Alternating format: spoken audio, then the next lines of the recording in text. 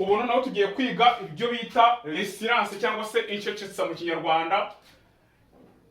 Izi ngizi zikoreshwa nko mu ndirimbo, muzabyumva abantu bari kuririmba bakagira gihe bagaceceka kanya runaka, gashobora kuba gato cyangwa kanini bitewe n'ikimenyetso basanze ku ndirimbo.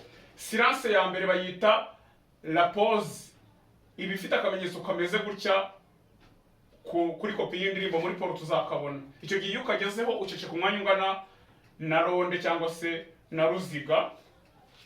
Silence ya kabiri bakayita la demi pause cyangwa se aka kamenyetso kameze gutya ko kareba hano, urabona ko gatandukanye naka.